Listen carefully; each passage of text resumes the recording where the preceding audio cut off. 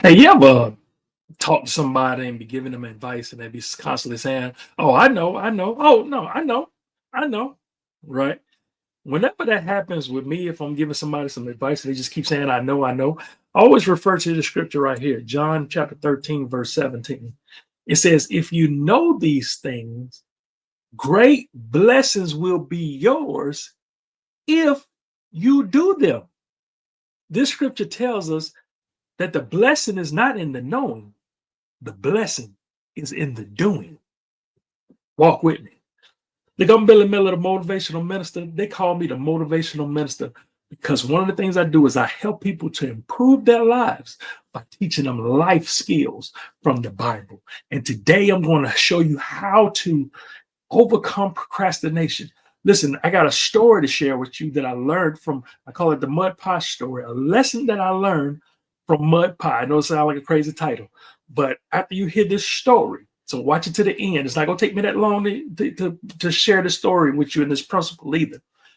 But you'll never want to procrastinate again after you hear this story. So let me start because, a lot of you deal with procrastination, and I know this. Listen, I've dealt with it for years, and there's some areas that I still have to deal with procrastination. But a lot of you have been procrastinating and procrastinating, and it's causing you to be miserable, frustrated, and you're ready to quit. Listen to me. It's never too late for God, and it's always too soon to quit. I'm going to say it again. It's never too late for God, and it's always too soon to quit.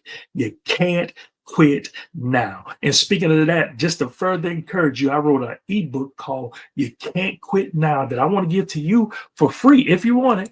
If you would like this book, it's called You Can't Quit Now. Uh, I thought I had it up here. Oh, yeah, here you go. This is the prototype, but you're going to get the ebook version. It's called You Can't Quit Now, and I'm going to teach you how to never give up again. If you want that, just comment "gift" in the comment section. But I want to share this story with you. This was the second job I ever had. This was years ago when I first started working, and I was a bus person in a restaurant in a hotel. And I remember the first day, the manager, his name was Greg Smith. He was showing me around, giving me a tour of the kitchen and the dining room area and all of that. And when he was showing me in the kitchen, showing me all the cold station, the grill, and all of that. And I remember we came across the desserts. He pointed at this mud pie and said, "Hey, that's some good stuff right there." I had never heard of the mud pie. Okay, it's like I had heard of that when I was little, or something used to make stuff with dirt, but I didn't know there was an actual dessert called mud pie, right? Even though I'm from Mississippi, I think they even called it Mississippi mud pie. But anyway, so I remember him saying that, but I didn't think nothing of it. But once I started, I would be in a restaurant and people would be eating, and I noticed something that whether it was two people eating, a group of people eating, whenever they ordered this dessert, this mud pie, whatever they were talking about, it ceased. And then now the topic of conversation was this mud pie every time. I don't care if it was a business meeting. I don't care if it was some family members or friends getting together. Regardless of what they're talking about, I don't care if they was gossiping or whatever, right? Once that mud pie came out and they started eating that mud pie, the mud pie is now the topic of conversation. So I said, man, this mud pie must be good, right? So I said, man, I want this mud pie. And like I said, this was years ago. And it was my second job, and I was just working for the summer before I went to go to college. So when I was getting ready to leave to go to college, one of the waiters knew I wanted this mud pie and gave me a slice of this mud pie. And man, let me tell you, it was worth the hype. It was worth the wait. This mud pie was good. You understand what I'm saying? I remember saying, "Oh, they would." I see why. I see why they keep talking about this mud pie, right?" So I remember going through the kitchen, telling everybody bye. I thought I wasn't coming back, but I actually eventually came back. And while I was still in college, after during the summers, and I worked there for 14 years. But anyway, I came back and I was talking to the guy that made the mud pie. I said, "Man, I love this mud pie." He said, "You want the recipe?" I said, "Yes. Give me the recipe." So he wrote down the recipe and he gave me the recipe. All right, I'm going somewhere. Stay with me. Stay with me. So I had this recipe and I remember taking it home, but I never did make it, but I still had the recipe.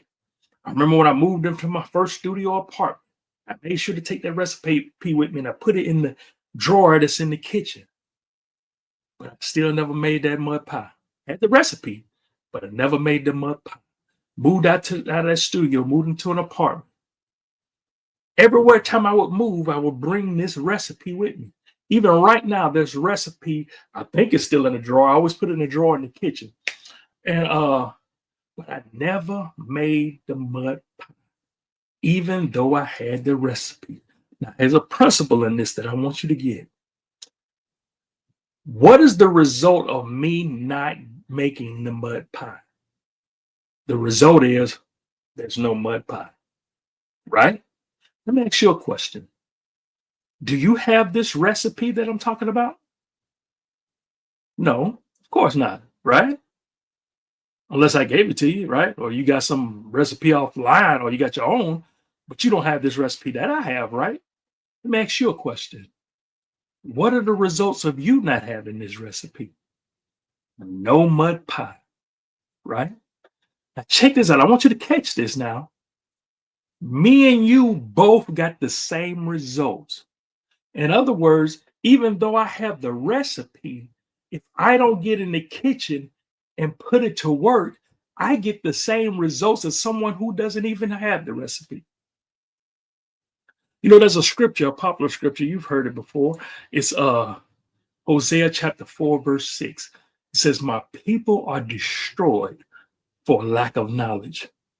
Listen, a lot of our struggles comes because we don't know, because we're ignorant. We just don't know how, right? And the reason you don't have mud pie is just because you just don't know. But what's my excuse, right? And so I wrote down this note. I wrote it today. And I put it in here for you. Listen, I'd rather suffer because I didn't know rather than being a person who knew better but didn't know better. But didn't do better. Let me say that again, 'cause I kind of messed that up. I'd rather be a I'd rather suffer. I need to change that to don't know. I'd rather suffer because I don't know rather than being a person who knew better but didn't do better. Listen, if you don't know, you don't know. Maybe God has some kind of grace for you. Maybe there's some sort of grace because, hey, you know what? He really didn't know. And if he knew better, he'd do better. But I think I'd rather be that than be a person who had the information, who had the resources, but didn't do it. And guess what? We both wind up with the same results. A lot of you out there who watching me, you're procrastinating. And a lot of you are procrastinating because you don't know. And the fact that you don't know is causing you not to move. And I can understand that, even though you need to get over that too. As a matter of fact, I have a whole, I teach about procrastination in this book right here, Whatever Devil We Made It Anyway, in chapter 3. Yeah, so most definitely get that book. I'll put the link in the description of this video if you just want to overcome procrastination. But there's some of you out there who know you have the recipe, you have the instructions, you have the layout, but you're just afraid it's not going to work. And because you haven't stepped out, you're getting the same results as the person who don't even know how to do it. Listen, you're going to have to take a risk. There's a difference between risk and risky. I didn't say it was risky, but you're going to have to take a risk.